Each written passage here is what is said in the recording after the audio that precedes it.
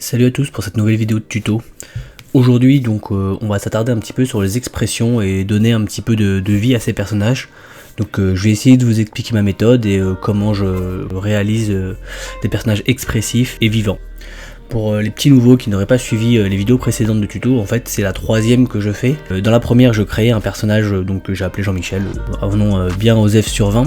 Dans la seconde du coup je montrais comment ancrer un petit peu le visage de Jean-Michel et de faire un petit peu un personnage un peu plus construit et définitif par rapport aux sketchs initiaux. Dans cette troisième vidéo donc comme j'ai dit on va s'occuper un petit peu des expressions de ce brave Jean-Michel et je pense que je vais lancer un hashtag Jean-Michel Forever. À gauche là sur la tablette je place mon sketch de base de Jean-Michel, enfin mon sketch définitif qui va me servir de base en fait pour des expressions. Du coup à droite donc je commence à dessiner et je repars de mes patates, de mes croix directionnelles et pour bidouiller les expressions de ce brave garçon. Ce qui reste très important c'est de définir les éléments spécifiques à son personnage. Jean-Michel, il a comme élément spécifique par exemple le côté rasé sur les côtés, les petits pics blonds là au-dessus, la petite cicatrice sur l'œil gauche et ce nez un petit peu empâté. Donc voilà, ça c'est les caractéristiques spécifiques de Jean-Mich. Et une fois que j'ai repéré ces éléments spécifiques, je refais ma patate, je refais les histoires de la croix directionnelle pour placer les yeux, le nez, la bouche. Et là ce qui est important c'est selon l'orientation du visage, selon l'expression qu'on veut donner, il y a aussi la position du visage qui est importante. Donc là sur le premier je vais faire un visage simple, il va sourire de face, donc la croix se place toujours au centre du visage et les yeux légèrement au-dessus des oreilles. Évidemment après je place le nez et la bouche. En le faisant sourire, la bouche se déforme vers le haut, donc ça vous le savez, vous l'avez déjà constaté. Et là bon, il y a un côté étrange sur mon premier sketch, c'est pas très grave, ça se peaufine en fait. Donc je le répète à chaque fois, mais si on passe pas par la phase sketch, on n'arrive pas à aboutir sur un dessin qui va avoir une sorte de volume, de profondeur.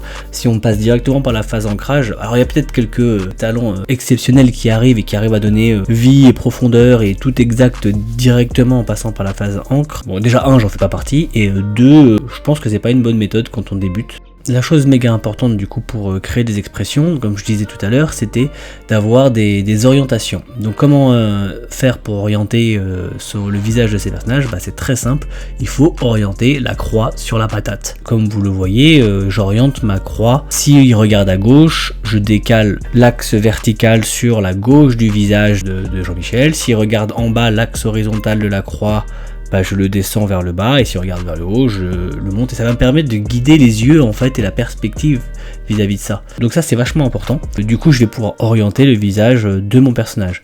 Donc par exemple, pour faire une personne en colère, je vais un peu baisser les yeux, l'axe va descendre un petit peu et le regard va se relever, il va se cacher un petit peu derrière sa ligne frontale là, son regard pour le noircir un petit peu. Si je veux le faire en colère et expressif, donc là je vais un peu élever la tête, comme s'il veut sortir, je vais le faire regarder vers le haut, je vais déformer un peu sa bouche, serrer les dents, etc. etc. Mais je guide le regard, la bouche et l'expression de mon personnage avec cette croix de base. Sans ça, ça va être très compliqué en fait d'orienter correctement le sentiment que je veux faire dégager. Et ce qui est très important, c'est que quand on crée un personnage, il faut essayer de le faire dans toutes les expressions possibles. Alors là, moi Jean-Michel, c'est vraiment un truc fait à l'arrache, parce que du coup je n'utiliserai pas ce personnage dans mes mangas ou dans mes créations. Mais en revanche, là, à partir des prochains tutos, je vais faire des chara-design pour les mangas qui vont être publiés ou du moins présentés aux maisons d'édition avec mes scénaristes, Greg et Yann.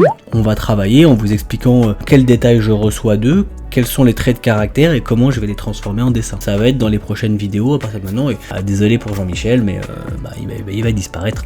Une fois que je suis satisfait en fait du trait général de mon croquis de brouillon, je peux repasser un petit coup dessus histoire de souligner les lignes sûres. Je ne vais pas dire que c'est un ancrage, parce que c'est pas un ancrage, c'est je souligne les lignes qui me paraissent pertinentes à relever. Comme ça fait un sketch un peu plus fini et je peux retirer mon calque ou effacer mon crayon le moins épais. Je le répéterai jamais assez, et moi je dessine sur tablette, mais pour ceux qui dessinent sur papier, et surtout dessiner avec des crayons, et des crayons légers pour faire les sketchs de base. Il faut pas trop appuyer, il faut pas s'amuser à en foutre partout et à tartiner, parce qu'après quand on encre, ou quand on repasse, ces traits là, si on a trop tartiné, on bine plus rien à notre dessin, et ça fait un truc dégueulasse. Puis quand on veut gommer, on en fout partout. Comme vous le voyez, voilà, avec ce deuxième petit trait, ce deuxième petit contouring, on va dire, les expressions ressortent, parce que j'ai fait ressortir en fait de mon croquis l'expression principale, l'expression et le trait qui m'a le plus plu. Alors évidemment, quand je vais ancrer, ça va donner quelque chose de beaucoup plus intéressant et beaucoup plus sympathique, parce que je vais jouer sur les valeurs.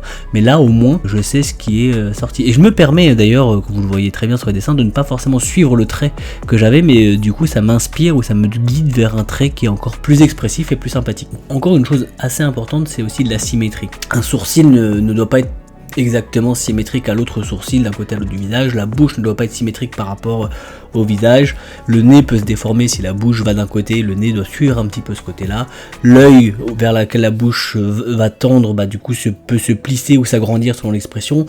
La symétrie dans un dessin, déjà c'est compliqué à obtenir parce que on ne dessine pas avec un bras qui nous sort du milieu et qui est symétrique machin, donc on dessine, moi je suis droitier donc je dessine à droite, donc déjà je ne peux pas dessiner complètement, voilà, mais je suis pas une machine en fait tout simplement, hein. Je tends à droite selon si je pense ou si je penche pas devant mon écran, selon ma position, on se rend compte que ça déforme le dessin.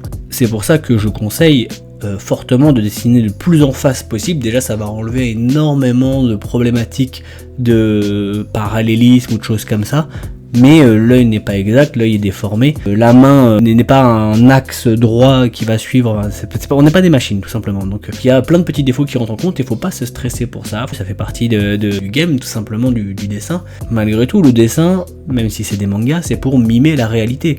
On mime des expressions et on les caricature. Un mec qui sourit dans un manga, c'est une caricature d'un gars qui sourit dans la réalité. Et de toute façon, la réalité, désolé Loulou, mais c'est tout chum, hein. Notre visage il est pas symétrique à droite et à gauche. On a la gueule tous déformée, quand on se regarde dans le miroir, on voit bien que notre nez il est tout tordu, on voit bien que notre bouche elle est toute tordue, hein. Désolé de vous l'apprendre les gars, mais voilà, on est, vous les gars, les gens, hein. Voilà, on n'est pas des clones de top modèles parfaitement symétriques de part et d'autre. Et d'ailleurs, ça créerait un malaise en fait, ça créerait un vrai malaise d'être complètement symétrique. Notre œil capte malgré tout toutes les imperfections, tous les défauts, et les corrige, ou du moins les corrige pas, mais du moins les assimile, et c'est ça qui fait que on peut trouver du charme, ou des petits détails sympathiques, une petite fossette, des choses comme ça. En dessin, on va essayer de reproduire ce sentiment-là. On va pas reproduire la réalité, parce que c'est pas le cas, du moins pas en manga, mais on va reproduire ce sentiment que l'on peut percevoir dans la réalité. L'idée, c'est quand même de faire des personnages avec un maximum d'expressions différentes, de pouvoir s'entraîner, exercer à faire vivre un peu son personnage. Bon, c'est pas en quelques dessins que moi, le pauvre Jean-Michel va pouvoir être utilisable, il faudrait encore que j'y passe du temps, que j'améliore ses coups de jeu. Je vois plein de défauts, plein de choses qui sont à retravailler pour le rendre acceptable, on va dire, ou tolérable selon moi, mon propre avis en fait. Mais par contre, encore une fois qu'on s'est entraîné à dessiner un personnage, il faut s'entraîner à le dessiner assez rapidement et assez simplement.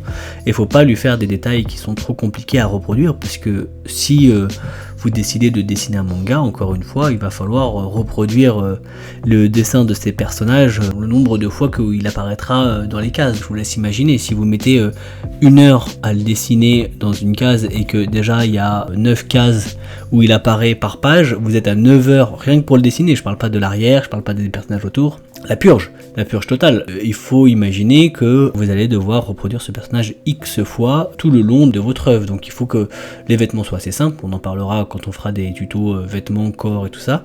Il faut aussi que le visage, les expressions vous viennent de façon naturelle. Quand je parle de façon naturelle, c'est d'ailleurs assez intéressant parce que, bon, quand je crée mes personnages, je suis obligé d'utiliser moi mon stretching mental pour arriver à obtenir et à imaginer. Donc je me fais une petite histoire dans ma tête. Genre Jean-Michel, il fume mais il aime bien pousser de la fonte, il est plutôt de nature joviale mais en même temps il est facilement énervable, etc. Et du coup ça va me faire des petites connexions pour créer en fait les expressions, les muscles évidemment, etc.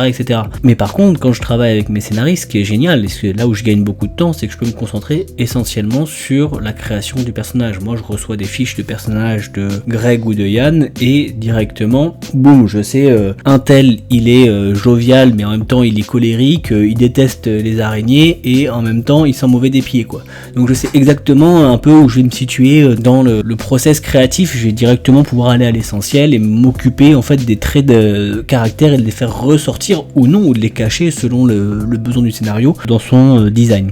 C'est important pour moi d'avoir différentes couches de travail, donc c'est pour ça aussi que j'aime bien travailler sur tablette, mais ça n'empêche pas de le faire sur papier. Mais En fait, parce que du coup, moi, j'ai pas forcément un trait sûr dès le premier coup. J'aime bien tester différentes choses sur mes personnages et revenir dessus et améliorer, revenir en arrière, refaire, recommencer.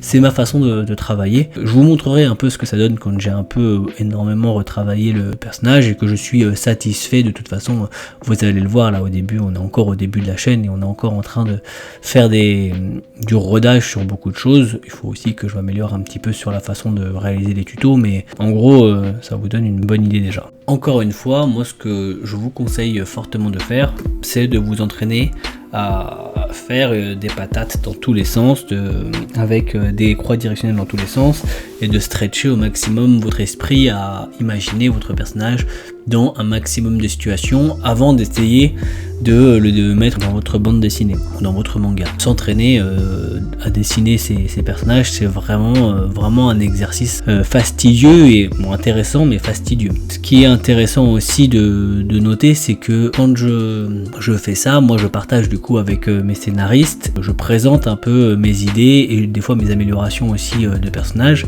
Donc ils acceptent pas évidemment, ça c'est parce que des fois ils perçoivent des choses dans l'histoire qui sont essentielles et que moi je ne vois pas ou que je n'ai pas encore lu parce que je me concentre sur l'instant présent ou du moins sur les quelques chapitres à venir.